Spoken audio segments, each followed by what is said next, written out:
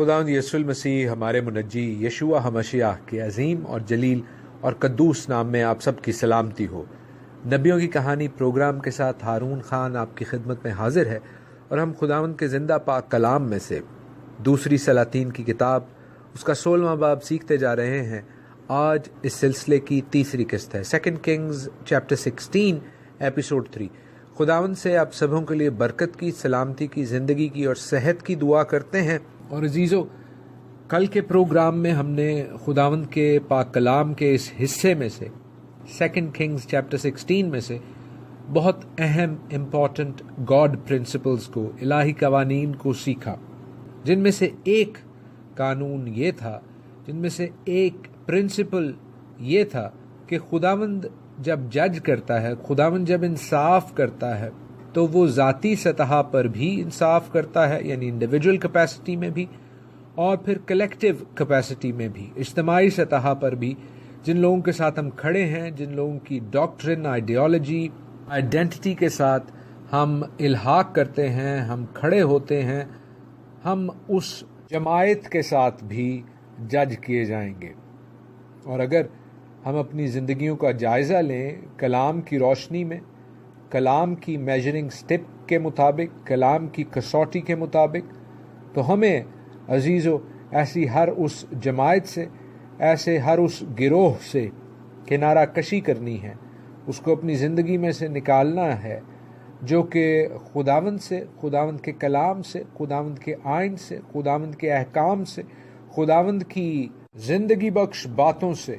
خود بھی دور ہے، اور ہمیں بھی ایونچولی حتمی طور پر دور کر دیتا ہے۔ ہم نے اس حقیقت سے بھی آشنائی حاصل کی، اس ریالٹی کو بھی دیکھا کہ کس طرح کچھ لوگ خداوند کی کالنگ کو، خداوند کی بلاہٹ کو، خداوند کے مشن کو اپنی ذاتی خواہش سمجھ کر اس میں اس قدر پرجوش، اس قدر زیلس ہو جاتے ہیں کہ وہ خداوند کی کالنگ سے ایکسیڈ کر جاتے ہیں، اس حد سے تجاوز کر جاتے ہیں جس حد پر رکنا چاہیے تھا۔ اور اس حوالے سے ہم نے دنیا کے مختلف بادشاہوں اور بادشاہتوں کے حوالے سے ویری بریفلی، مختصراً سیکھا۔ آج ہم جس پوائنٹ سے اپنے اس پروگرام کو، کلام کے اس حصے کو سیکھنا شروع کریں گے، عزیزو، وہ کلام کا حصہ یہ ہے کہ ہم نے دیکھا ہے سو فار یہاں تک اسرائیل اپنے اس عبرانی تشخص کو، اپنے اس ہیبرو آئیڈینٹی کو آلموسٹ بھلا چکا ہے۔ وہ اپنے ہی بھائیوں کو، جیوڈا کے ٹرائب کو، یہودا کی مملکت کو لوٹتے، کھسوٹتے اور ان کو جنگی قیدی بنا کر اپنے ملک میں لے جاتے ہیں۔ کچھ 1-2 پروگرامز قبل میں نے آپ کو یہ بات، یہ نقطہ نظر، یہ آئیڈیالوجی بھی سکھانے کی، سمجھانے کی کوشش کی کہ داؤد کے گھرانے سے بہت زیادہ اختلاف رہا ہے، جیوڈا کے ٹرائب سے بہت زیادہ اختلاف رہا ہے، بہت سی قوموں کو، بہت سی مملکتوں کو، در حقیقت ابلیس کو، مخالف کو، ایڈورسری کو۔ یہ ساری قومیں، یہ سارے لوگ جو یہودا کی مملکت کا، داؤد کے گھرانے کا نقصان کرنا چاہ رہے ہیں، در حقیقت ان کا اپنا فائدہ تو ہو ہی رہا ہے، لیکن اس کے بیک گراؤنڈ میں، اس کے پیچھے ابلیس کی جو پلاننگ ہے، ابلیس کی جو آئیڈیالوجی ہے، وہ ہمیں کار فرما نظر آتی ہے کہ جو داؤد کی بادشاہت ہے، جو اس کے خاندان کی بادشاہت ہے، ڈیویڈک ڈائنسٹی جو ہے، اس کو کسی طور پر ختم کیا جا سکے، اسرائیل کا نام و نشان مٹایا جا سکے۔ اچھا، اب ان قوموں کو علم نہیں ہے کہ کس طرح یہ ابلیس کے ہاتھوں میں کھیل رہی ہیں، اور دوسرے طور پر ابلیس کو بھی علم نہیں ہے کہ خداوند دراصل ان کنٹرول ہے، اور وہ اس ساری سچویشن سے، ساری برائی سے بھی بھلائی پیدا کرنے کی قوت اور قدرت رکھتا ہے۔ عزیزو، یہاں سے جو ہسٹری کے ایونٹس ہیں وہ ٹرن اپ ہو رہے ہیں، تاریخ کے جو بڑے واقعات ہیں وہ حقیقت میں ہمارے منجی یشوع ہمشیاہ یسوع المسیح کے آنے کے ٹائم کو لا رہے ہیں۔ کیونکہ ہم پڑھیں گے، جو اچھے بائبل سٹوڈنٹس ہیں وہ جانتے ہیں کہ اسرائیل کے بعد یعنی ناردرن ٹرائبز کے بعد جو کہ بہت جلد ابھی اسور کے ہاتھوں تباہ و برباد ہونے والے ہیں، یہودا کی باری بھی آئے گی۔ یہودا بیبیلونینز کے ہاتھوں، بابلیوں کے ہاتھوں اسیری میں جائے گا۔ لیکن ہم دیکھتے ہیں کہ خداوند ایک ریمننٹ کو، ایک بقیہ کو بچاتا ہے۔ عزرا، نہمایہ، ایسٹر، ڈینیل اور ان جیسے اور بہت سے بزرگ گزرے ہیں جو اس ریمننٹ کو، اس بقیہ کو واپس لاتے ہیں خداوند کی روح سے معمور ہوتے ہوئے، اور ابلیس کے تمام ہرکاروں کو شکست دیتے ہیں۔ نہ صرف خداوند یسوع المسیح ہمارے منجی اسرائیل میں آتے ہیں، بلکہ ریڈیمشن کا، نجات کا جو یہ کام ہے وہ صرف اسرائیل تک محدود نہیں رہتا، بلکہ یہودا، اسرائیل اور پھر کل دنیا کے لیے نجات کا یہ پروگرام کھل جاتا ہے۔ جیسے جینیسس 12 چیپٹر میں، پیدائش کے 12ویں باب میں خداوند ابراہیم سے کہتے ہیں کہ میں تجھے ایک بڑی قوم بناؤں گا، میں تجھے برکت دوں گا، تیرا نام بزرگ ہوگا، تو دوسروں کے لیے برکت کا باعث ہوگا، جس کو تو برکت دے گا اس کو میں برکت دوں گا، اور جس پر تو لعنت کرے گا اس پر میں لعنت کروں گا، اور تیرے وسیلہ سے، تیرے خاندان کے وسیلہ سے دنیا کی، زمین کی انتہا تک لوگوں کے خاندان برکت پائیں گے۔ سو ہم دیکھتے ہیں کہ خداوند اس برکت کے ساتھ جوڑنے کے لیے خداوند یسوع المسیح کو اس دنیا میں بھیجتے ہیں۔ ریڈیمشن کا جو ہورائزن ہے وہ ایکسپینڈ کر جاتا ہے۔ نجات کا یہ جو پلان ہے یہ نہایت وسیع ہو جاتا ہے۔ اس میں جینٹائل ورلڈ کے یعنی غیر اقوام کے لوگ بھی اب شامل ہو سکتے ہیں۔ ان کو یہ پریویلیج حاصل ہوگی کہ وہ اس زیتون کے درخت میں گرافٹ ان ہو سکیں، پیوند ہو سکے،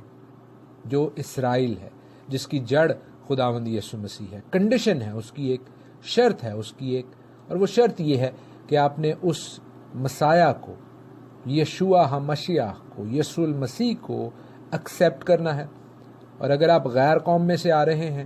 تو اپنے خداؤں کو، اپنے دیوتاؤں کو، اپنی ریتوں رواجوں کو، پیگن ورلڈ کی ریتوں رواجوں کو ترک کرنا ہے۔ چھٹی آیت دوسرے سلاطین اس کے 16ویں باب کی 6 verse of 2 Kings chapter 16 ہمیں بتاتی ہے کہ جب شاہ ایرام نے اسرائیل کے ساتھ مل کر یہودا پر حملہ کیا تو اس وقت شاہ ایرام رزین نے ایلات کو فتح کر کے پھر ایرام میں شامل کر لیا اور یہودیوں کو ایلات سے نکال دیا، اور ایرامی ایلات میں آ کر وہاں بس گئے۔ اب ایرام کو کیا پرابلم تھی، سیریا کو کیا پرابلم تھی اس علاقے سے؟ اس علاقے میں، ایلات کے علاقے میں جو کاپر ہے، جو اچھی نسل کی ہے، وہ بہت زیادہ وافر مقدار میں تھی۔ یہ وہ شہر ہے، یہ وہ علاقہ ہے ادوم کا، جس کو ادومی یعنی عیساؤ نے، یعنی یعقوب کے بھائی نے آباد کیا تھا۔ اس کو داؤد بادشاہ نے جنگ کر کے جیتا تھا۔ پھر یہ بعد میں اسرائیل کے ساتھ رہتا ہے، یہودا کا یہ ویسل سٹیٹ ہے، لیکن یورام کے ٹائم میں ایرامیوں نے اسے چھین لیا تھا یہودا سے۔ عزرایہ نے اس کو پھر ریکانکر کیا تھا، اس کو پھر لے لیا تھا، لیکن اب پھر ایرامیوں کے پاس زور ہے، انہوں نے جنگ سے اس شہر کو چھین لیا ہے۔ تو یہ شہر جو ہے ایلات کا، ادوم کی سٹیٹ ہے، یہ پنگ پونگ بال کی طرح کبھی اسرائیلیوں کے پاس اور کبھی ایرامیوں کے پاس آتی جاتی رہتی تھی۔ اس ٹائم پہ اب پھر ایرام کی، سیریا کی ٹرن ہے۔ عزیزو، یہ وہ پوائنٹ ہے جہاں پر میں نے آپ کو کہا تھا کہ یہ یسایہ کا 7واں باب، آئزایہ چیپٹر 7 پڑھنے کی، سمجھنے کی ضرورت ہے۔ خداوند یسایہ کے ذریعے یہ میسج دے رہا ہے آخرز کو کہ اگر تو میرے ساتھ جڑا رہے گا تو میں تیری بادشاہی کو قائم رکھوں گا۔ یہ نہیں کہا جا رہا کہ انویژن نہیں ہوگا، یہ نہیں کہا جا رہا کہ جنگ نہیں ہوگی، لیکن آخذ کی بادشاہی قائم رہے گی اور آخذ مضبوط رہے گا۔ لیکن ہم دیکھتے ہیں کہ آخذ ایسا کرتا نہیں ہے۔ آخذ جو ہے وہ خداوند کے ساتھ نہیں جڑتا، بلکہ لکھا ہے کہ آخذ شاہ اسور تگلت پلاسر کے پاس ایلچی روانہ کرتا ہے اور کہلاتا ہے کہ میں تیرا خادم اور بیٹا ہوں، سو تو آ اور مجھ کو شاہ ایرام کے ہاتھ سے اور شاہ اسرائیل کے ہاتھ سے جو مجھ پر چڑھ آئے ہیں رہائی دے۔ سو وہ شاہی خزانے میں سے بھی اور خداوند کے گھر کے خزانے میں سے بھی تگلت پلاسر کو، اسور کے بادشاہ کو ہدیہ بھیجتا ہے، یعنی خداوند کے میسج کو، خداوند کے پیغام کو رد کرتا ہے اور ایک دنیاوی سہارے پر، دنیاوی بادشاہ پر تکیہ کرنے کی، اس پر بھروسہ کرنے کی غلطی کرتا ہے۔ میری سوچ کے مطابق، میری تفسیر کے مطابق، آخذ پوائنٹ آف نو ریٹرن پر پہنچ چکا ہے۔ آخذ اس جگہ پر پہنچ چکا ہے جہاں پر اس کو شاید خداوند کی باتیں، خداوند کی نجات، خداوند کی شفقت، خداوند کے ہاتھ، خداوند کی قدرت پر بھروسہ نہیں رہا۔ اب یہاں پر دنیاوی طور پر ہرگز ایسا نہیں ہے کہ وہ کوئی خداوند اسرائیل کے خدا پر، یہوہ خدا پر بھروسہ رکھنے کا انکار کر رہا ہے، لیکن اس کے ایکشنز، اس کے اعمال واضح طور پر بتا رہے ہیں کہ ٹھیک ہے، وہ ذہن میں جانتا ہے کہ اسرائیل کا خدا موجود ہے، یہوہ خدا ہے، لیکن کیا وہ سب کچھ جو یسایہ نبی کی معرفت کہا گیا ہے پورا کرنے کی قوت اور قدرت رکھتا ہے؟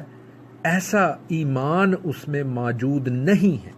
اب آخذ کے جو گناہ ہیں، آخذ کی جو غلطیاں ہیں، وہ یہیں تک محدود نہیں ہیں۔ آپ 2 کرونیکلز 28 چیپٹر پڑھ سکتے ہیں، دوسری تواریخ، اس کا 28واں باب۔ اس میں ہم دیکھتے ہیں کہ سیریا اور اسرائیل کی جو انویژن ہے جوڈا کے اوپر، یعنی ارامیوں کی اور اسرائیلیوں کی جو یہ جنگ ہے یہودا کے اوپر، اس میں آخذ نے نہ صرف تگلت پلاسر کو کال کیا اور اپنے خدا سے، داؤد بادشاہ کے خدا سے، یہوہ خدا سے مدد لینے سے انکار کیا، بلکہ ہم دیکھتے ہیں کہ اس نے سیرین گاڈز کو بھی اپنی ورشپ دی، ان کے آگے سیکریفائسز کی۔ جو ارامی بت تھے، دیوتا تھے،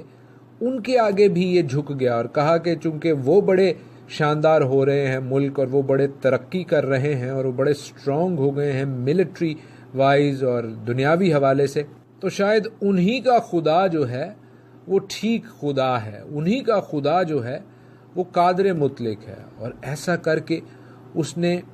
نہ صرف خداوند خدا کو، یہوہ خدا کو، ابراہیم، اسحاق اور یعقوب کے خدا کو، میرے اور آپ کے آسمانی باپ کو غیرت دلائی، بلکہ اپنے لیے بھی